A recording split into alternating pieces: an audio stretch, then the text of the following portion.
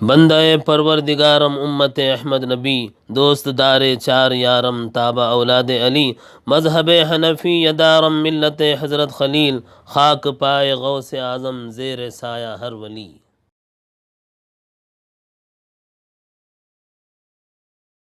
بسم اللہ الرحمن الرحیم۔ اللہم صلی علی سیدنا محمد وعلی آلہ وصحبہ افضل صلواتک وعدد معلوماتک بارک وسلم۔ صاحبو، اب یہاں پر آپ کو روزہ کے مکروہات بتا رہے ہیں، یعنی روزے میں وہ کام جو جن کا کرنا مکروہ ہے۔ روزے میں امور ذیل مکروہ ہیں۔ پہلی بات کیا ہے؟ بلا ضرورت کوئی چیز چکنا یا چبانا، کہ اس کی جو نا ضرورت ہی نہیں ہے، آپ اس کو چک رہے ہیں یا چبا رہے ہیں۔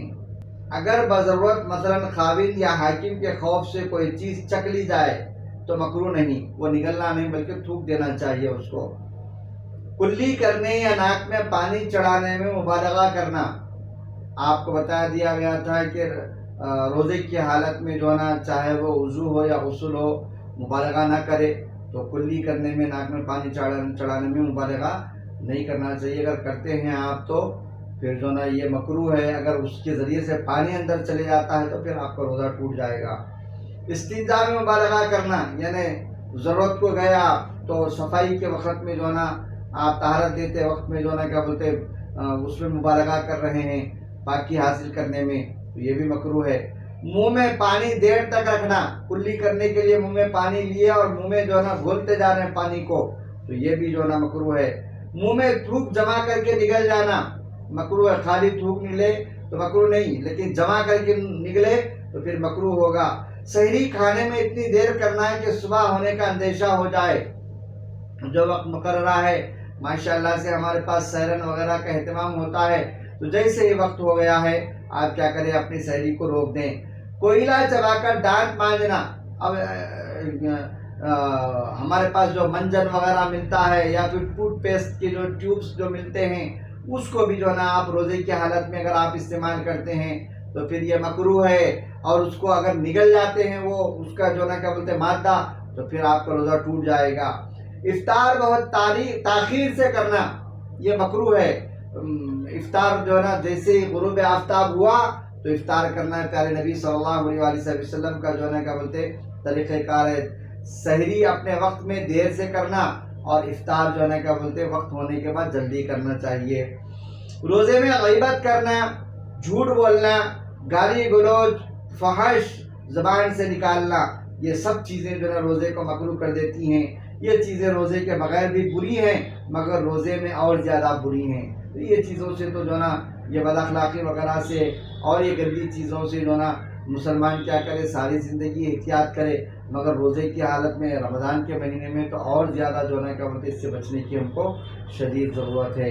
یہ چیزیں جو بیان کی گئی ہیں یہ روزے کے اندر مکروہ تھیں۔ اب روزے میں مباح ہے، یعنی کہ اس سے جو نا کراہت نہیں ہوگی۔ امور ذیل روزے میں مباح ہیں، یعنی ان سے روزہ مکروہ نہیں ہوتا۔ کہ کیا ہے صاحب؟ روزے میں سرما لگانا، کسی بھی وقت پہ، ظہر کی نماز کے وقت میں، عصر کی نماز کے وقت میں، کبھی بھی کوئی بھی سرما لگایا تو اس سے روزے پہ کوئی اثر نہیں پڑے گا۔ مسواک کرنا بالکل جائز ہے، مسواک آپ کر سکتے ہیں، کسی بھی جو نا وقت آپ مسواک کیجئے، تر ہو یا خشک، اگرچہ بعد زوال ہو، یعنی زوال کے بعد بھی اگر آپ مسواک کرتے ہیں تو آپ کو اجازت ہے۔ خوشبو لگانا یا سونگھنا، یعنی عطر وغیرہ کا جو اہتمام ہوتا ہے، آپ لگا رہے ہیں یا پھر جو نا لگا کے سونگھ رہے ہیں عطر کو، تو بالکل جائز ہے جی۔ پچھلے لگانا، جو اپنے پاس بیماریاں چل رہی ہیں شوگر وغیرہ کے لیے خون نکالتے ہیں، پچنا اور جو نا فصد لینا، یہ جو نا اس سے جو نا روزہ ٹوٹتا نہیں ہے، یہ مباح ہے۔ تو اب جیسے اپنے پاس شوگر کے ٹیسٹ کے لیے جو نا کیا بولتے ہیں آپ خون نکالتے ہیں، تو بالکل جو نا یہ جائز ہے۔ سر یا بدن میں تیل لگانا، آپ تیل لگاتے ہیں، بدن میں لگاتے ہیں یا سر میں ڈالتے ہیں، اس سے روزہ بالکل جو نا کیا بولتے ہیں آپ کا جاری رہے گا۔ کان میں پانی ٹپکانا، آنکھ میں دوا ڈالنا، اپنا تھوک نگل لینا، کلی کے بعد منہ کی تری نگل جانا، دانتوں میں اٹکی ہوئی چیز کا بغیر باہر نکالے نکل جانا بشرطے کہ چنے سے کم ہو وغیرہ، یعنی دانتوں میں ایسی چیز اٹکی ہوئی تھی جو چنے کے دانے سے کم ہے، زبان سے یعنی نکالے اور نکل گئے، باہر نہیں نکالے اس کو، نکل گئے، تو اس سے روزہ نہیں ٹوٹتا۔ تو یہ جو ہے نا روزے کے جو مکروہات تھے اور جو ہے نا روزے کے جو مباحات تھے آپ کے سامنے بیان کیے گئے، اس کو اچھی طریقے سے جو ہے نا جانکاری اس کی حاصل کیجئے، بار بار جو ہے نا ویڈیو کو سنیے۔ اس کے باوجود بھی اگر آپ کو سمجھ میں نہیں آتا ہے تو اپنے متعلقہ امام جامع نظامیہ کے ماشاءاللہ سے پورے اقطاع عالم میں علماء کرام پھیلے ہوئے ہیں، ان سے صحیح رہنمائی حاصل کریں۔ مع السلام۔